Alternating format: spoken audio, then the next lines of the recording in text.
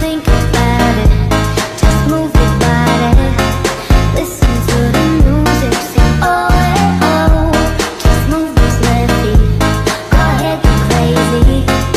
Anyone can do it, sing oh eh, oh. Show the world you got. Waalaikumsalam warahmatullahi wabarakatuh. Sebelumnya Ibu mohon izin untuk mewawancara Ibu untuk menyelesaikan tugas mata kuliah perencanaan pembelajaran matematika, di mana tugasnya itu mewawancarai guru matematika terkait perencanaan pembelajaran, pelaksanaan pembelajaran, evaluasi dan sebagainya. Ya, silakan. Sebelumnya mohon izin Ibu Ya. untuk nama Ibu, namanya siapa? Ibu Rina Martini SPD. Ibu teh asli guru matematika. Iya. Asli. Alhamdulillah kita ulang sambil pelajaran sanes nih. Ibu teh dina yang teh guru matematika teh atau sabarahan Kawit namanya di tahun 2017. 2017 jadi Mohon.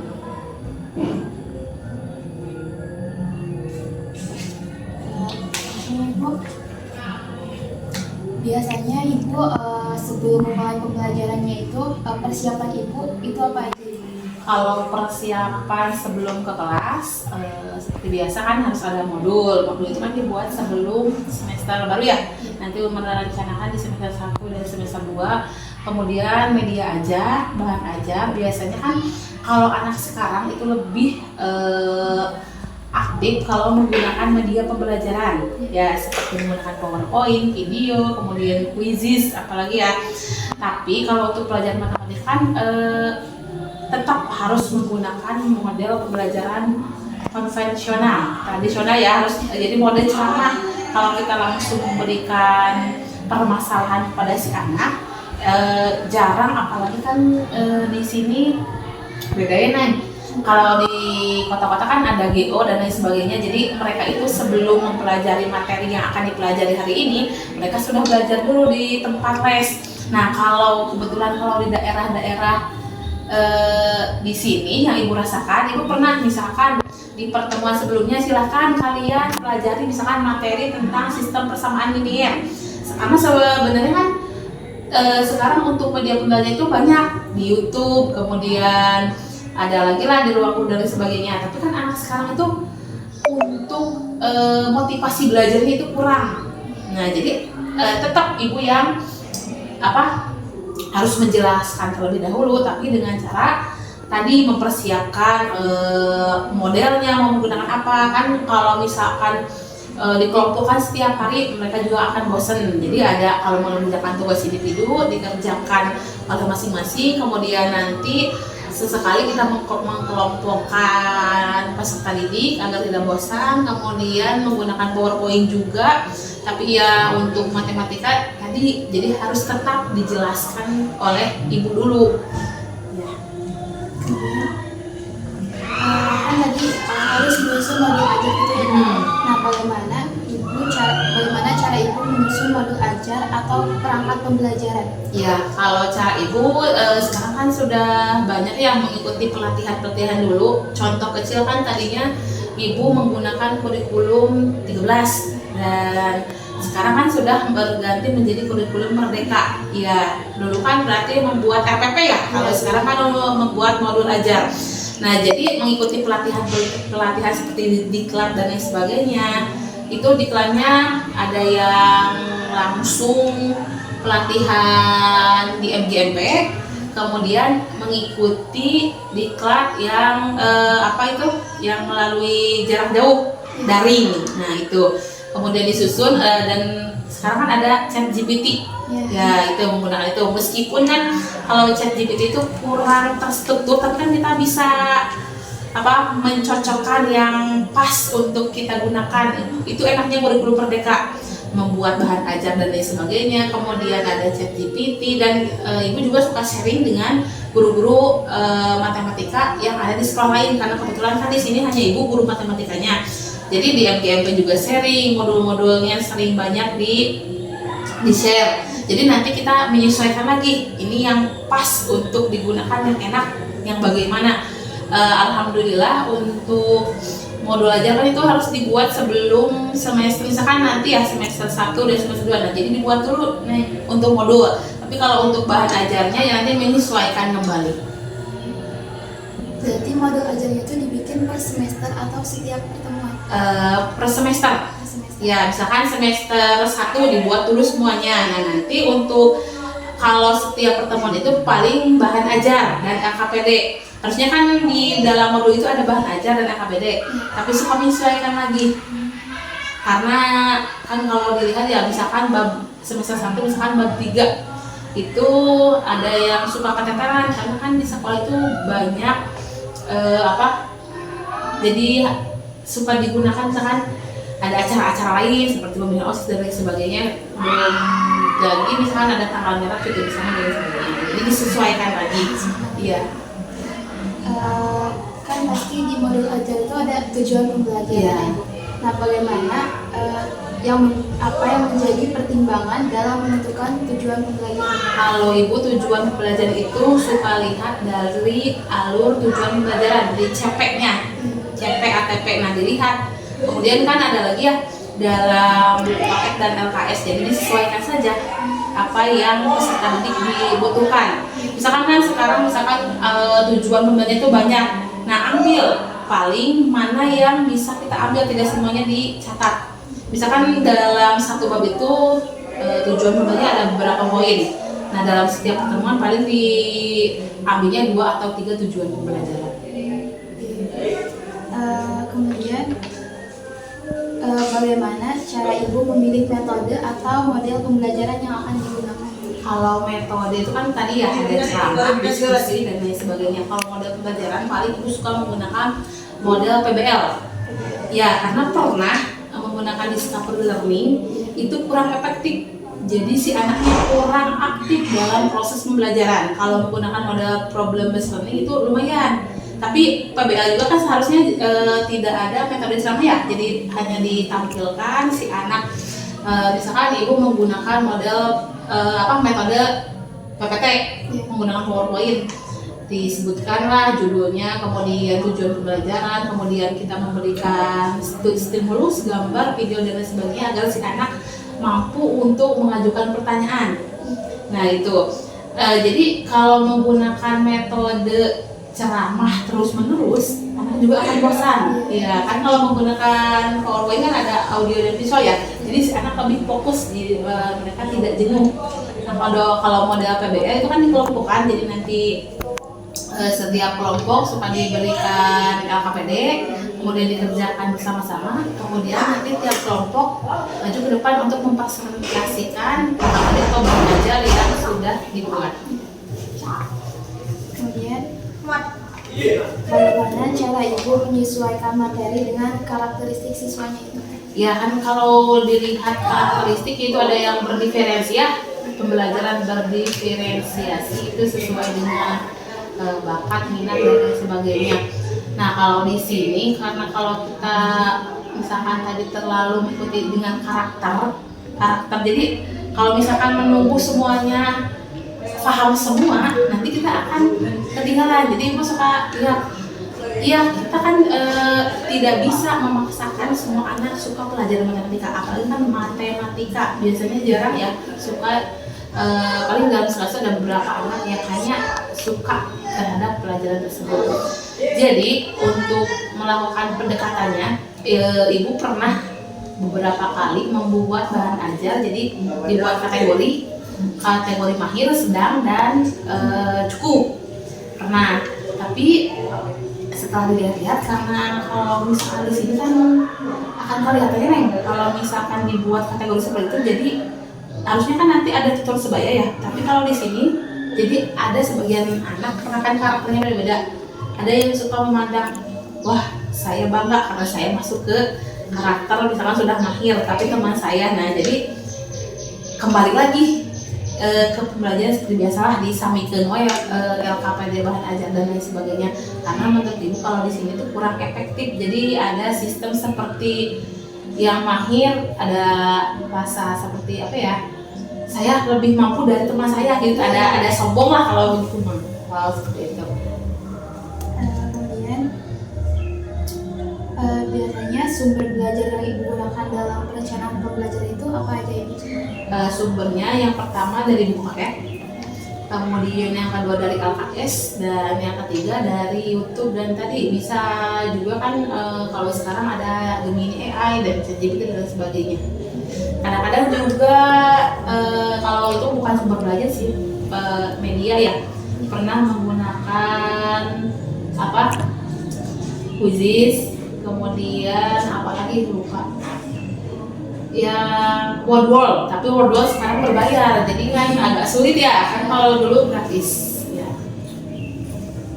Kemudian biasanya ibu menggunakan teknologi dalam pembelajaran dan ibu. Ya. Apakah ibu menggunakan teknologi dalam Ya. pembelajaran? Tadi kan ibu sebut ya, ibu selalu menggunakan tadi PowerPoint, kemudian YouTube, apalagi kan sekarang ada papan VID ya, itu kan banyak game-game pembelajaran media edukasi, jadi si anak tuh lebih tertarik. Kemudian tadi Quizizz, Wordwall dan lain sebagainya selalu menggunakan. Tidak selalu sih, tapi dalam seminggu itu misalkan pertemuan yang pertama, misalkan kalau matematika itu seminggu itu ada 2 kali pertemuan. Misalkan pertemuan pertama dijelaskan dulu, pertemuan kedua nanti bisa menggunakan media ajar dan menggunakan teknologi.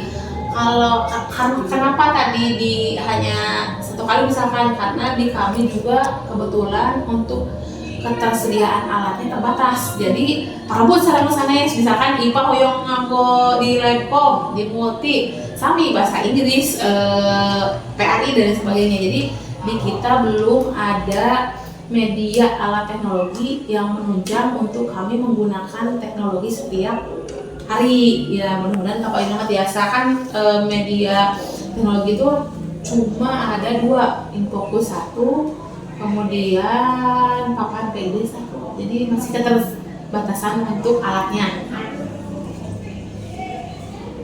Kemudian bagaimana cara mengalokasikan waktu pembelajaran untuk setiap materinya? Alokasi waktu kan berarti 2 kali dalam 1 kelas itu 2 kali 40 jam. Itu 2 JP. Iya, 2 JP. Kemudian apa kendala yang sering ibu hadapi ketika menyusun perencanaan pembelajaran? Kalau kendala dalam menyusun perencanaan paling suka bingung. Misalkan terlalu banyak, apakah akan sampai materi ini sampai misalkan semester 1 apakah materi 3 bab ini akan semuanya tersampaikan, karena tadi terhalang oleh ada kegiatan yang lain. Ya. Biasanya tadi kan terkait perencanaan. Iya. Sekarang terkait di kelas ibu. Iya. Nah, biasanya apa yang biasanya ibu lakukan ketika melakukan kegiatan pendahuluan? Yang pertama, kegiatan pendahuluan biasa menjelaskan tujuan pembelajaran terlebih dahulu, kemudian memberikan apresiasi, jadi mengulang materi sebelumnya, kemudian bertanya sedikit tentang materi sebelumnya ya tadi. Kemudian ibu suka memberikan stimulus. Misalkan sedang membahas tentang sistem persamaan linear 2 variabel, ibu tayangkan videonya. Silahkan misalkan tentang buah-buahan, jeruk kita misalkan dengan misalkan variabel x dan y. Apalagi kan kalau misalkan sistem persamaan linear 2 variabel untuk aljabar itu anak-anak masih sulit. Jadi harus dikaitkan dengan kehidupan sehari-hari, kan itu sih. Sebelum langsung ke materinya, jadi perangsang dulu stimulus anak-anak. Jadi harus dikaitkan dengan kehidupannya. Iya. Kemudian bagaimana cara ibu memotivasi siswa agar siap mengikuti pembelajaran matematika? Ya, kalau ibu biasanya sering berceramah dulu. Ya, berceramahnya bukan berceramah tentang materi, tapi memberikan motivasi. Karena apa ya, ibu suka memberikan kata-kata tidak ada proses yang mengkhianati hasil. Sekarang misalkan kalian ingin mendapat nilai 9 tapi kalian tidak ada usaha. Kemudian kalau matematika itu kan bukan pelajaran yang dihafal, tapi harus dipahami. Cara memahami itu kan harus banyak mengerjakan soal-soal matematika. Jadi harus ada yang dikorbankan, itu selalu bilang begitu. Terus ibu juga suka bilang kalau misalkan matematika tidak tahu perkalian berarti kalian akan buntu. Ya, Neng juga merasakan kan kalau misalkan matematika itu jadi berkesinambungan materinya. Kalau misalkan materi A tidak paham, nanti B, C, dan E-nya juga susah. Ya, susah. Itu paling motivasinya memberikan semangat. Jadi kan kalau anak sekarang lebih mereka itu dijajahnya oleh teknologi. Jadi bukan anak-anak yang menguasai teknologi, tapi teknologi yang menguasai pesan mendidik. Iya, begitu. Itu sih. Kemudian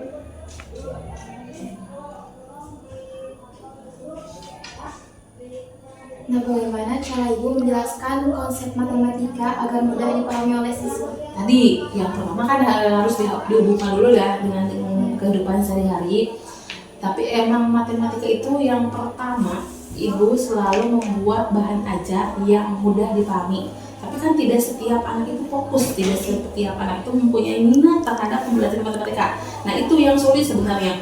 Tadi memotivasi anak agar menyukai pelajaran matematika. Meskipun kan kita sudah membuat bahan ajar LKPD yang semenarik mungkin, membuat strategi pembelajaran agar anak fokus terhadap pembelajaran matematika, tapi kalau dalam hatinya misalkan anak tersebut tidak ada keinginan, nah itu yang sulit. Dan itu masih menjadi PR sih Neng. Soalnya dalam kelas itu kan ada 25, 26, dan 30. Paling ada beberapa orang yang antusias. Nah, padahal kan sudah diberi motivasi, kemudian sudah diberi LKPD yang menarik, ditayangkan video terlebih dahulu, PowerPoint dan sebagainya, tapi masih ada anak-anak atau peserta didik yang belum fokus dalam pembelajaran matematika. Meskipun sudah diberi metode, strategi, tapi masih ada anak-anak yang belum mungkin dia itu ingin tahu tapi tidak ingin jadi ingin yang instan. Ya, seperti itu.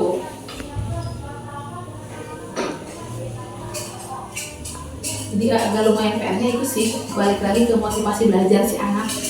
Ya, emang sih seharusnya kan guru itu harus bisa memotivasi. Jadi balik lagi ke lingkungan keluarga mungkin ya. Kan kalau misalkan kalau di sekolahnya 8 jam kurang juga ya, sama dipotong untuk istirahat. Nah, kemudian kan yang paling banyaknya di rumah.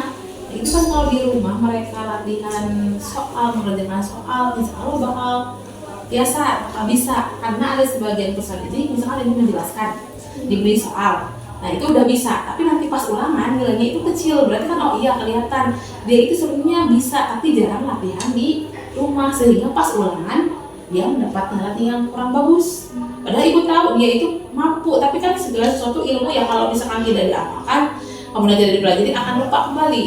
Iya.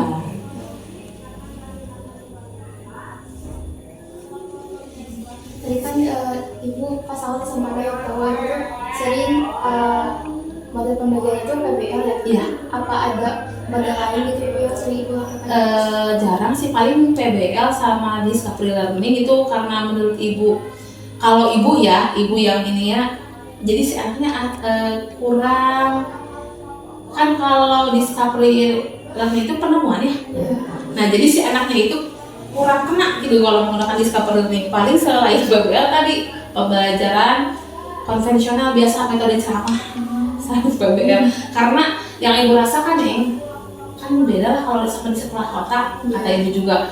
Kalau misalkan ibu tidak menjelaskan dulu, mereka tidak akan bisa mengerjakan soal. Jangankan tidak menjelaskan, ada beberapa anak yang ibu sudah menjelaskan detail, misalkan, tapi pas dikasih soal, Bu benten salam contohnya, padahal tinggal misalkan kan kita mau mencari dalam rumusnya itu misalkan mencari nilai X, kemudian ada nilai Y, misalkan perkalian kan kalau mencari nilai Y tinggal dibagikan, kalau perkalian dibalikan. Nah mereka itu suka kadang sulit. Nah itu menjadi kendala juga sih, dan sekarang ya dalam AMPK kan numerasi itu soal-soalnya lumayan hot, kemudian TKA sekarang ada TKA, sedangkan yang ibu rasakan anak-anak diberikan soal yang hot seperti itu jadi masih bingung, jangankan soal host, soal yang cerita saja di notasi kan kalau matematika ada beberapa yang masih kesulitan.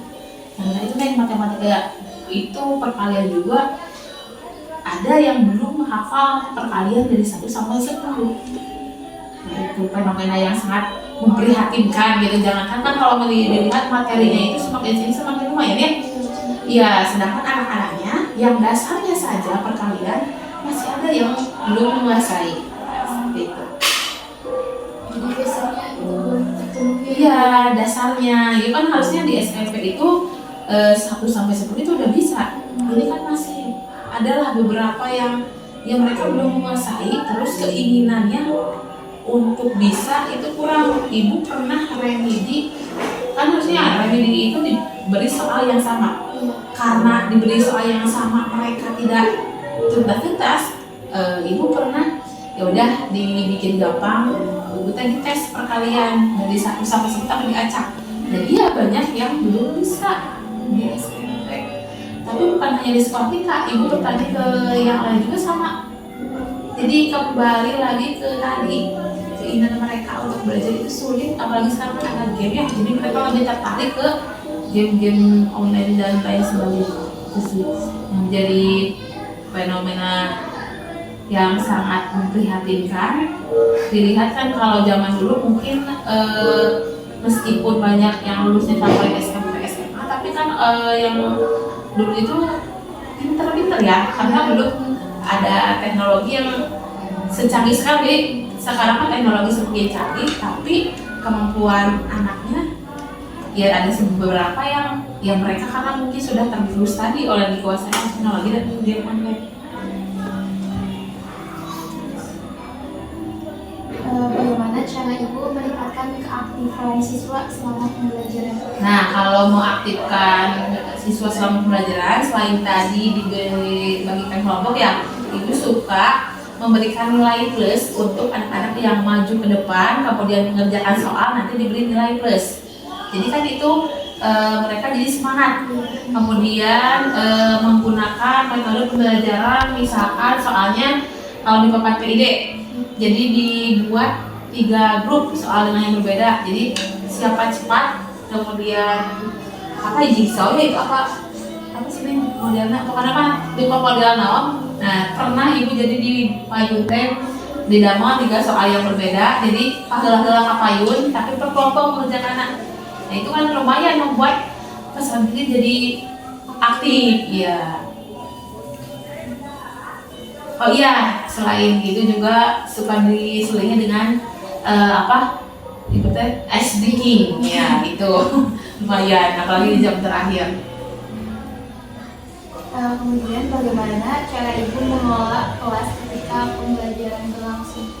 Kalau mengelola kelas sih paling tadi kan sebelum pembelajaran langsung ke kegiatan itu ya, ada kegiatan pembukaan dulu tadi seperti biasa berdoa, terus kemudian mengecek kehadiran, kemudian ada kesepakatan kelas ya agar selama pembelajaran itu bisa terkendali. Jadi tidak boleh makan sembarangan di kelas, kemudian pakaian harus rapi, kemudian apalagi ya di ruangan itu sebelum belajar ibu suka silakan yang ada sampah di bawah bangku, kemudian dan lain sebagainya dibersihkan dulu. Kan itu sih untuk mengkondisikan kan tetap ya misalkan kita belajar di kelas tapi kondisi kelasnya misalkan kotor dan lain sebagainya. Kemudian tidak boleh ngobrol dengan teman. Itu paling itu sih. Jadi membuat kesepakatan kelas dulu sebelum melakukan proses pembelajaran agar kelas selama proses pembelajaran matematika bisa terkendali. Meskipun masih ada sih, apalagi kan kalau anak laki-laki ya, ada sebagian yang kalau misalkan kita sedang menjelaskan ada yang tidur karena kan mereka itu banyak begadang karena game online. Sampai pernah bertanya ada yang sampai jam 2, ada yang sampai jam 12, pokoknya banyak. Yang mungkin sih istri aman. Banyak anak lagi. biasanya di dalam kelas itu ibu menggunakan alat peraga matematika. Kalau alat peraga itu jarang, seringnya ibu hanya menggunakan media pembelajaran saja. Paling kalau alat peraga hanya materi-materi tertentu nih, main kubus, bola dan lain sebagainya. Pernah membuat alat peraga waktu praktek kelas 9, membuat unsur jari-jari tabung, kerucut, kemudian bola. Itu hanya di praktek saja, jarang. Kalau misalkan dalam pembelajaran biasa jarang menggunakan alat peraga, paling media pembelajaran yang sering digunakan. Iya. Kemudian apa yang dilakukan ketika siswa mengalami kesulitan memahami materi? Nah, biasanya ibu suka kan diberi soal ya. Kalau misalkan pada kelompok kan ibu suka menyuruh silakan beritahu temannya yang belum paham. Tapi fenomena di sini itu, dan apalagi kalau misalkan terhadap lawan jenis itu seperti yang tidak mau kalau sedang dikelompokkan. Jadi kalau misalkan ada siswa yang kurang paham, ibu selalu mendekati, kemudian dijelaskan perlahan. Ini seperti ini, jadi melakukan pendekatan terhadap siswa tersebut.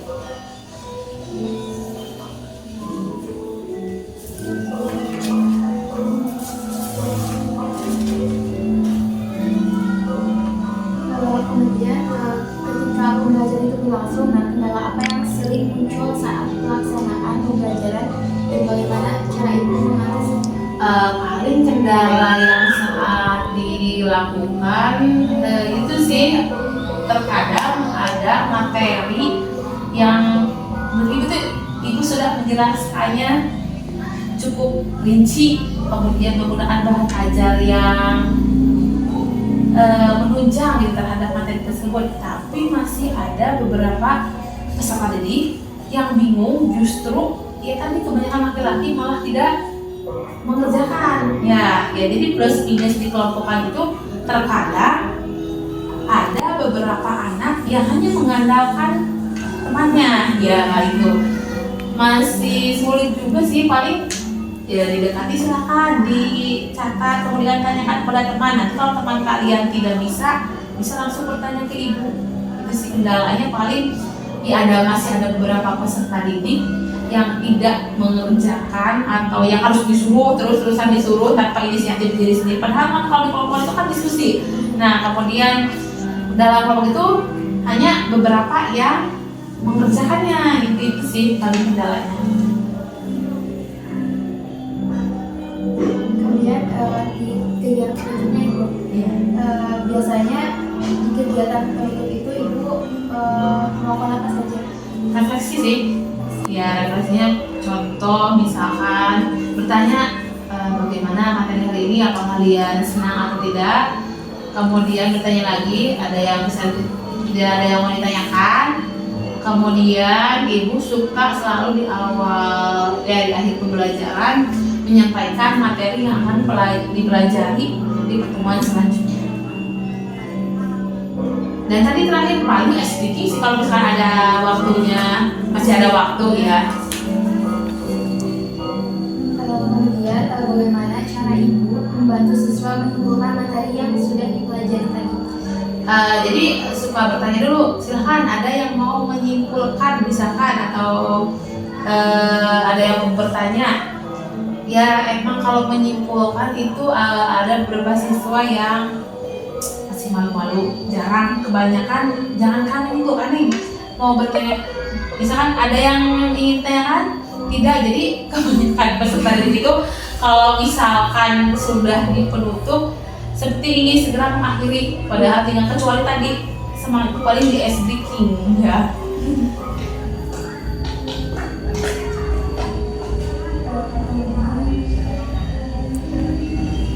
Bagaimana cara ibu mengetahui bahwa siswa telah memahami materi sebelum pembelajaran?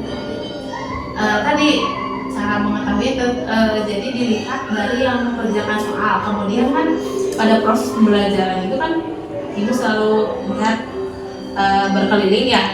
Oh berarti anak ini bisa, anak ini tidak, karena terlihat. Nanti kan kalau misalkan yang sudah mengerjakan tugas di ke depan kemudian menilai. Kemudian pada saat misalkan ibu memberikan 5 soal, siapa yang mau ke depan? dan sudah mengerjakan, jadi aktif. Selama aktif proses pembelajaran berarti terlihat dia sudah menguasai materi tersebut. Jadi dilihat dari keaktifan mereka.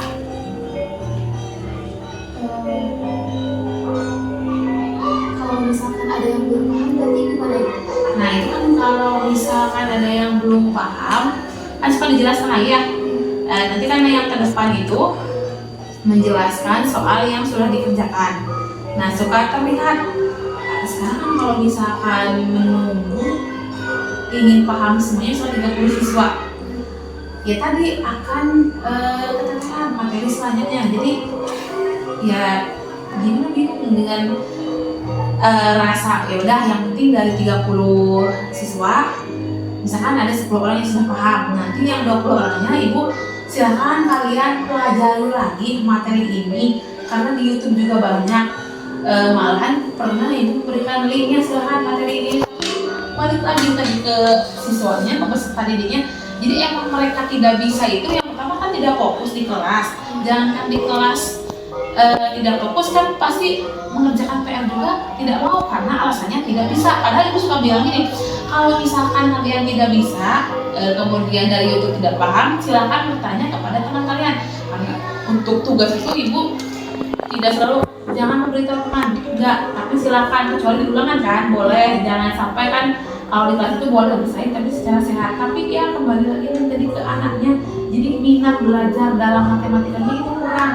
Jadi mereka itu mindset yaitu matematika pelajaran sulit, pelajaran yang jadi karena mereka berhubungan dengan angka sudah dianggap sulit, kemudian mereka tidak mau untuk mempelajari materi tersebut. Itu jadi tantangan besar juga sih untuk ibu.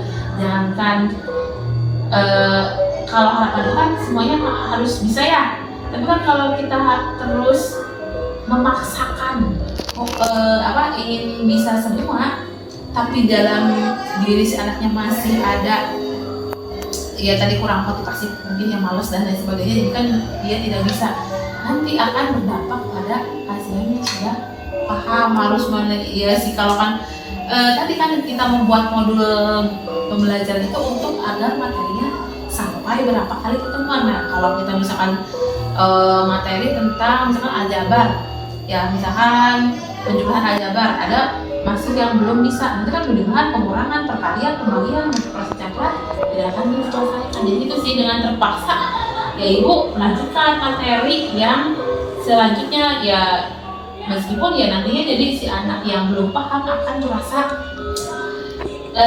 kurang paham terhadap materi yang selanjutnya. Itu sih masih jadi kendala besar dan PR juga, bingung karena kan tadi sih balik lagi jadi harus atas dasar kemauan diri sendiri. Motivasi belajarnya juga kuat kan kalau dilihat di sekolah-sekolah besar ya, mereka mengikuti les BO dan sebagainya sampai yang mengundang guru les privat matematika. Kalau di kita kan aduh ya itu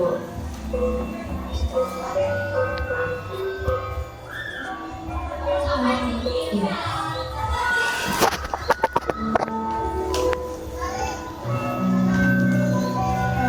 Kemudian di penilaian dan evaluasi pembelajaran, bagaimana cara ibu menilai hasil belajar siswa? Tadi penilaian belajar dilihat dari tes tulis, kemudian pada saat proses pembelajaran juga dilihat. Tes itu kan berupa ulangan harian ya, kemudian tadi bahan ajar, KKP dan lain sebagainya. Kemudian untuk keaktifan itu kan berarti kan keterampilannya tadi aktif sama proses pembelajaran, bertanya, kemudian mampu untuk mengerjakan soal di depan dan menjelaskan kepada teman-temannya. Kalau evaluasi itu ada sih yang paling evaluasi itu misalkan ada yang belum paham, kita lakukan evaluasi di mana titik yang kurang pahamnya, kemudian ibu suruh tadi belajar lagi ke temannya tutor sebaya. Kita tuh kan bikin itu gimana ya, jadi sering jaim-jaim si anaknya, jadi suka bingung juga.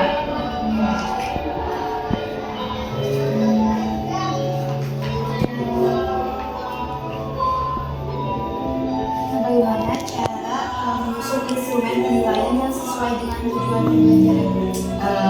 Menyusun instrumen pembelajaran paling tadi nih balik lagi kan dalam isu itu ya ada pensesuaian, membuat kisi-kisi dan lain sebagainya. Kalau misalkan dalam tes lisan, ibu suka menyesuaikan misalkan tujuan pembelajarannya itu tentang beberapa poin. Nah jadi diambilnya hanya tidak semuanya. Misalnya dalam bab 1 itu kan pasti ulangan hariannya hanya bab itu saja. Nanti disatukan gitu, dikumulatifkan semuanya.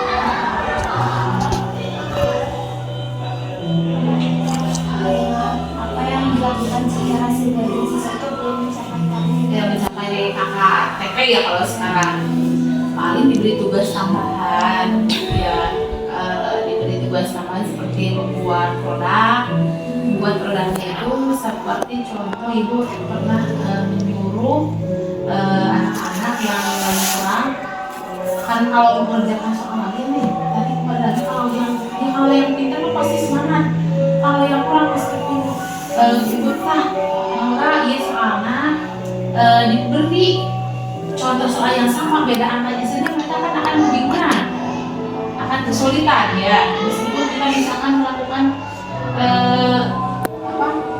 mengulang pelajaran sampai kita misalkan ITDGG itu di pasien belum mungkin karena mereka kurang fokus. Ibu pernah memberikan membuat proyek jadi Canva kan kalau sekarang gampang ya, jadi silakan membuat rumus-rumus matematika sebagus mungkin sambil agar mereka menghafal kan rumus Pythagoras apa, kenapa rumus Pythagoras itu hanya pada segitiga siku-siku, jadi itu siapa penemunya apa itu sih untuk mempermudah.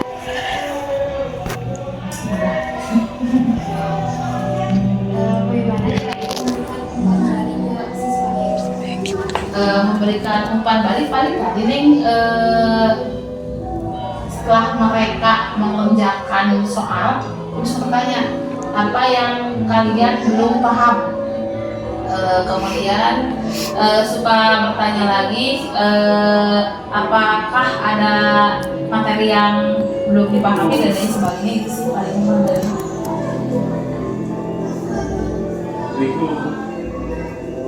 Bagaimana hasil evaluasi yang tadi itu digunakan untuk memperbaiki pembelajaran berikutnya? Hasil evaluasi untuk pembelajaran berikutnya paling tadi mengubah lagi, misalkan kalau menggunakan model yang kan tidak mungkin ya kalau kita terus menggunakan model pembelajaran yang tradisional tadi ceramah terus menerus, jadi suka diselingi. Misalkan biasanya kita belajar di kelas kan matematika identiknya di kelas. Nah pernah ibu jadi membuat soal matematika berkelompok kemudian disembunyikan di mana saja sehingga nanti peserta didik kelompok yang lain mencari gitu ya. Jadi itu sih paling strategi pembelajaran model pembelajaran yang dilihat juga dari gitu kan. Nah dia banyak yang ya supaya tidak jenuh paling itu apakah berhasil atau tidak. Sebenarnya bingung juga kalau matematika kan si anak itu apa ya, jadi sudah mindsetnya itu menganggap pelajaran matematika sulit ya, beda dengan pelajaran PJOK. Jadi pernah diajak mengerjakan soal per kelompok yang soalnya itu disembunyikan nanti dicari lagi oleh kelompok lain. Itu soalnya disembunyikan di kelas atau di luar, jadi bebas di lingkungan sini. Jadi nanti satu perwakilan yang tiap kelompok menyembunyikan soal bebas di mana saja, di genteng, di WC dan sebagainya. Nah yang tadi menyembunyikan soal jadi tidak boleh memberitahu ke kelompoknya, jadi kelompok yang lainnya tadi itu mencari soal. Yang penting jangan mengerjakan soal yang kelompok tersebut. Jadi ada aktivitas fisik ya.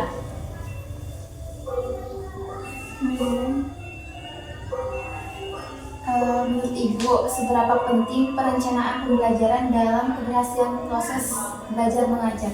Iya, sangat penting sih, karena kalau misalkan kita kan segala sesuatu itu harus ada rencananya. Misalkan kita mau liburan, kan rencananya misalkan liburan ke Bandung, badai Trans Studio, badai Lembang dan lain sebagainya. Dalam pembelajaran juga kan kalau kita misalkan tidak merencanakan suatu proses pembelajaran, nanti bingung di kelas. set paling kosong barang teuing untuk ting mengajar itu kan tidak seperti itu ya. Kalau kita sudah ada perencanaan, sudah ada tujuan pembelajaran, kita tinggal gampang materi untuk pertemuan pertama misalkan tadi ini menjelaskan ini, tinggal kita nanti menyiapkan bahan ajar, media ajar dan lain sebagainya itu untuk mempermudah kita juga sih di kelas. Jadi di kelas itu tidak akan bingung materi apa yang akan disampaikan.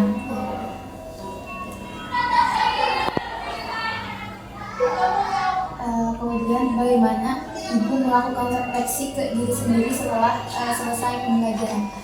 Paling refleksi terhadap diri sendiri sih paling materi hari ini apakah menarik untuk anak-anak, paling itu sih bertanyanya apakah sudah membuat anak-anak bahagia ya kan.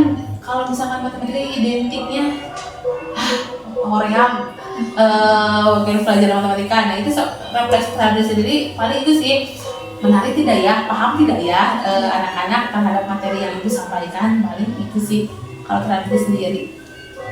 Dan suka kadang juga oh iya ya nanti mah untuk kedepannya berarti harus menggunakan ini setelah misalkan menggunakan metode atau bahan ajar yang anak kurang minati, berarti oh nanti mah pakai inilah. Terus SDK-nya berarti harus ditambah karena ini ya Neng, percuma kita menggunakan misalkan apa aja bahan ajar yang semenarik mungkin kalau misalkan anak-anaknya tidak enjoy pada saat di kelas itu kan percuma gitu kan. Yang enak itu di kelas itu kita sebagai guru enak untuk mengajar, anak-anak juga menerima dengan baik responnya. Kalau misalkan bagi jam terakhir pernah jadi si anak itu malas-malas bawa, jadi kan kita juga tidak semangat. Iya, itu sih. Satu lagi. Iya. Saran apa yang dapat diberikan kepada calon guru matematika terkait perencanaan pembelajaran? Sarannya sih untuk perencanaan pembelajaran, jadi segala sesuatu itu kan harus direncanakan ya. Jadi jangan sampai nanti pas adik-adik Neng terjun ke sekolah, terjun langsung ke lapangan, jangan sampai tidak mempunyai belajar. Itu kan salah satu perangkat pembelajaran ya. Kemudian harus ada lah sumber belajar dan lain sebagainya. Pokoknya segala sesuatu itu harus ada disiapkan terlebih dahulu, merencanakan apa yang akan kita sampaikan kepada peserta didik. Karena kalau sudah terjun ke lapangan itu nanti kita akan langsung tahu kondisi anak itu seperti apa. Jadi apa ya, kalau ibu sebagai guru dari 2017 kita jangan banyak menuntut anak harus bisa misalkan menguasai materi A, B, C. Setiap anak akan mempunyai kelebihan dan kekurangan. Apalagi kan sekarang ada yang sekolah inklusif, jadi sesuai dengan kebutuhan peserta didik.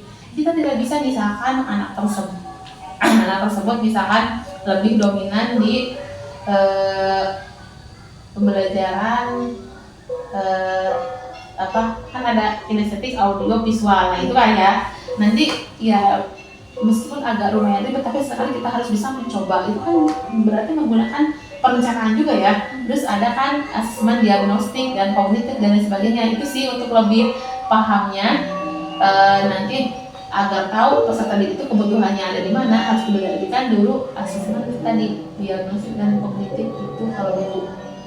Jadi emang sebelum masuk nanti ke dalam kelas harus membuat tadi modul dan perencanaan. Kan modul itu salah satunya masuk ke dalam perencanaan pembelajaran. Jadi supaya mempermudah kita juga sih. Emang kalau misalkan terkadang kita malas di kelas, tapi nanti kalau tidak ada perencanaan pembelajaran, nanti kita kan bingung apa yang akan diberikan kepada peserta didik, materi apa, terus modalnya seperti apa. Terus itu lumayan juga untuk di kelas itu menjadi kondusif kalau kita sudah mempunyai perencanaan pembelajaran.